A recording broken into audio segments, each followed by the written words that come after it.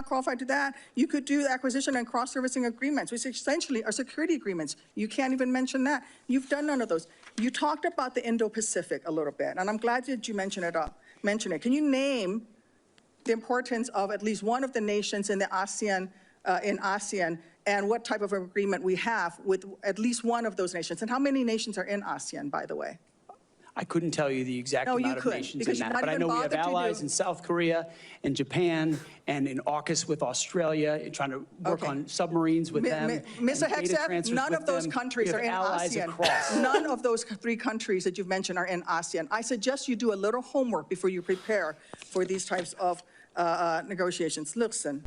Pete Hegseth is getting grilled during a Senate confirmation hearing, and deservedly so. As I play these clips, you will only feel more and more vindicated, because now we have video proof of what we all already knew. This dude is the most unqualified pick for the defense secretary position that this country has ever seen, and it makes sense. He was picked by the most unqualified president that this country has ever seen. So make sure you drop a like, make sure you subscribe to help boost this video, and let's jump into another clip of Tammy Duckworth grilling Pete Hegseth. Later on, we'll talk about his terrible history with women, but first I would like to focus on some of the more international matters before we get into his personal life with women. I think it's more important to talk about his answer to the Greenland question, his answer to shooting protesters in the leg, and yes, while his history with women is important, I think we should get to that in the latter half of the video. So drop a like, eat some popcorn, let's watch Tammy Duckworth grilling Pete Hegseth. Sure. What is the highest level of international security agreement that you have led?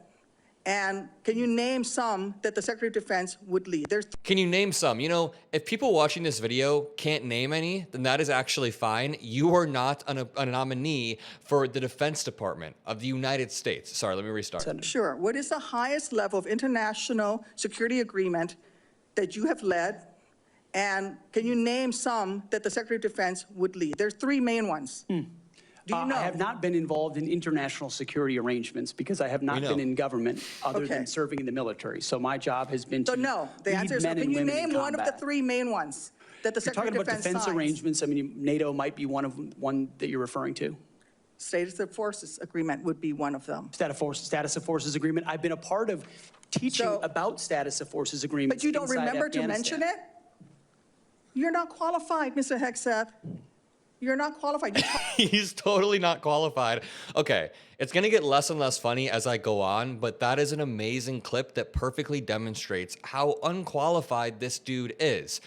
Donald Trump chose people because he saw them on Fox News. He chose people who are good on TV because he wants them to be propagandists for him rather than people who are actually effective. He also chose Dr. Oz. He chose Tulsi Gabbard for the DNI position. And Tulsi Gabbard isn't quite clever, but she's good on TV. She knows how to speak, and Donald Trump knows that. And he wanted a reality show. He got a reality show. Right when it started, we had 4 protesters get kicked out. I'm sure you guys saw these clips. Another interruption there, and you're taking a live look here in the room. And security here taking out the protester. That happened 4 times within the first 30 minutes. And you know, the protesters aren't even that important. The one question that I really want to dig in on is when he is asked by a senator from the state of Hawaii, Mazie Hirono, if he would deny Trump's orders to seize Greenland, and then we can dig into his answer. President-elect has attacked our allies in recent weeks, refusing to rule out using military force to take over Greenland and the Panama Canal, and threatening to make Canada the 51st state. Would you carry out an order from President Trump to seize Greenland, a territory of our NATO ally Denmark, by force, or would you comply with an order to take over the Panama Canal? Senator, I will emphasize that President Trump received 77 million votes to be the lawful commander-in-chief of this country. We're not talking about the election. My question is, would you use our military to take over Greenland or an ally of Denmark? Senator, one of the things that President Trump is so good at is never strategically tipping his hand. And so I would never in this public forum give one way or another direct what orders the president would give me in any context. That sounds to me that you would contemplate carrying out such an order to basically invade Greenland. Not just contemplate, he would do whatever Trump tells him to do, and that's what we're witnessing in this hearing. You know, Hegseth is sort of in a hard position here. I'm not empathizing with him, but he's in a hard position because he knows that Trump is watching this. So he has to be careful and make sure that his answers are pleasing to Trump while also trying to make his answers pleasing to the senators, and that is impossible, and we're seeing that play out in real time. He can barely answer the question. He's asked a simple, direct question. Would you push back against Trump if he ordered the military to seize Greenland? And he says 77 million people voted for Trump. And let's just be clear here. Military officials, and especially the Secretary of Defense, are sworn to protect the Constitution, not to enable the whims of a leader with authoritarian, imperial ambitions. But Hegseth's refusal to directly condemn such a blatantly unconstitutional claim from Donald Trump raises serious concerns about his commitment to the rule of law versus his commitment to Donald Trump. And we know this dude's not committed to the rule of law. Just because he put on a suit and slicked back his hair and he's speaking in an intelligent manner at a Senate confirmation hearing does not mean that he is qualified to do this job. And we even see the blowback from Trump's comments on the national stage. Look at this Russian official saying, hey, if Trump wants to talk about taking other countries, why don't we just get Alaska? We should be able to take Alaska. Listen. В этой связи, наверное, уместно господину Трампу напомнить, что в свое время, в 1867 году, всего лишь за $7,2 миллиона Россия продала Аляску.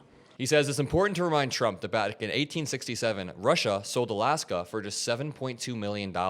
Today, if you adjust for modern exchange rates, that's $16.2 billion. I'll play the rest here. Но вы знаете, что у нас $320 миллиардов заморозили наших активов, но пускай они... He says that would be worth $16.2 billion. You know that they've frozen $320 billion of our assets. Let them keep the $16.2 billion, but they should return Alaska to us. Потому что, если начинать делить, так давайте мы с большим удовольствием подключимся. И я уж не буду говорить. Then he says, because if we're going to start dividing things up, then we'd be more than happy to join in, and I won't even mention the Russian Empire and which EU states were a part of it. This is a type of escalatory rhetoric that Trump is diving headfirst into. He is now saying that he can take over other countries, or he's not opposed to military coercion against other countries, even if they're our allies. And now people in Russia are like, hey, we want to play that game too. We're like, well, how about we get Alaska? We won't even mention the EU states, which were a part of the Russian Empire. We just want Alaska. And let me also remind you that Donald Trump's team is now questioning civil servants at National Security Council about commitment to his agenda. This all ties in together. Let me read this. Incoming senior Trump admin officials have begun questioning career civil servants who work on the White House National Security Council about who they voted for in the 2024 election, their political contributions, and whether they have made social media posts that could be considered incriminating by President-elect Donald Trump's team, according to a U.S. official familiar with the matter. At least some of these non-political employees have begun packing up their belongings since being asked about their loyalty to Trump, after they had earlier been given indications that they would be asked to stay on at the National Security Council in the new administration. And this ties perfectly back to Pete Hegseth's non-answer about Greenland, but his non-answer was really telling, because in his answer, he very intentionally signaled loyalty to Trump. I mean, his answer was a complete non sequitur. He said, oh, Trump got 77 million votes, as if that has anything to do with whether or not Hegseth will push back against Trump when he inevitably tries to act on his worst impulses. And right there, we saw Pete Hegseth will not push back against Trump. He will signal loyalty time and time again. So this brings us back to the article I was just reading about the National Security Council. Just remember, the NSC exists to provide objective, apolitical, specialized advice to the president regardless of who is holding office. These officials are nonpartisan experts on foreign policy. They're experts on intelligence, national defense. But Trump's team is gutting that expertise and replacing it with people who will rubber stamp his every whim. And we just saw that with Pete Hegseth regarding the Department of Defense. So just to be 100% honest, it's a direct attack on America's ability to govern responsibly in an increasingly dangerous world.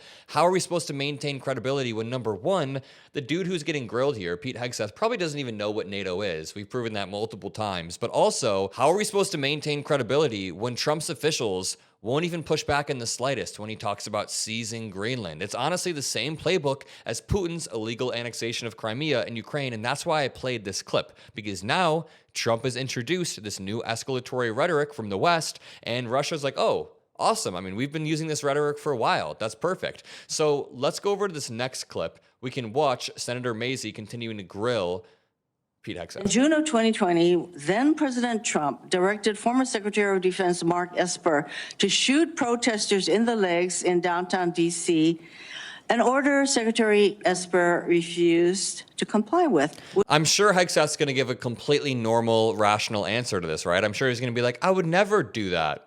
Of course, right? Would you carry out such an order from President Trump? Senator, I was in the Washington, D.C. National Guard unit that was in Lafayette Square during those Would you events, carry out holding a an riot order to shield on shoot behalf of my protesters country. in the legs? I saw 50 as Secret directed Service agents to get injured Secretary by Esper? rioters trying to jump over the fence, set Again, the church on fire, and destroy You know a what? That statue. sounds to me that you will Chaos. comply with such an order. You will shoot protesters in the leg. That's exactly what he's saying within his non-answer. And the one thing I can give to Pete Hegseth is that he's clearly TV trained. Like, he knows how to dodge around a question in a way that even most politicians don't. He's slippery. He is giving non-answers, and the senators are grilling him on his non-answers. Let's watch this next one. By enforcing the Uniform Code of Military Justice, UCMJ, in addition to the sexual assault allegations, and by the way, the answer to my second question should have been yes.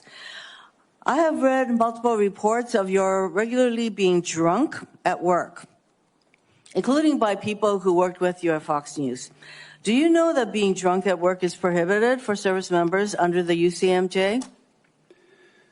Senator, those Yes are or no? multiple false anonymous reports peddled by NBC Do you News know that run that directly drinking on the job contradictory is to the dozens of men and women at not Fox News contemplated Channel and- who I'm not I work hearing- with, I'm who not came hearing on the the answer to my record question. and said they've In your never opening seen statement, that. Mr. Hegseth, you commit to holding leaders accountable at all levels. That includes you, of course. Okay, just to take a step back for 1 second. He keeps attacking the fake news media. In that clip, he was attacking NBC when he just came from working for Fox News. Fox News settled out of court with Dominion because they lied and lied and lied about election fraud. So how the hell is he going to accuse NBC of being fake news? Because they reported multiple sources all saying the same exact thing. Now, I want to finish this off by jumping into Pete Hegseth and his history of women, but I'm going to let Senator Tim Kaine do it for me. I know we've only tangentially touched on his alleged abuse of women in the past throughout this video, but that's because I really wanted to talk about Greenland, the national security implications of him being the defense secretary,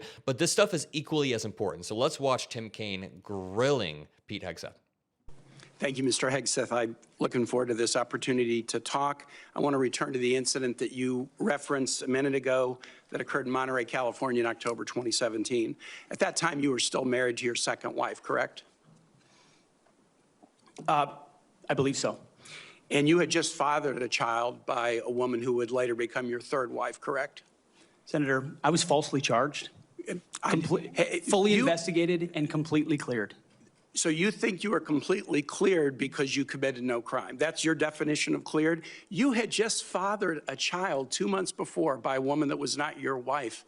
I am shocked that you would stand here and say you're completely cleared. Can you so casually cheat on a second wife and cheat on the mother of a child that had been born 2 months before, and you tell us you are completely cleared?